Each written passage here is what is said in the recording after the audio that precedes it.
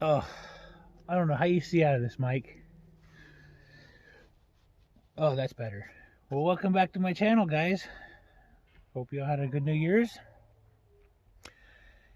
And it's I'm recording this before New Year's, so I've got some logs to buck up, just sitting here in front of the truck. So I've got the saw warmed up, ready to roll. Let me go show you what we got to mark up, and we'll get some cutting and make some sawdust.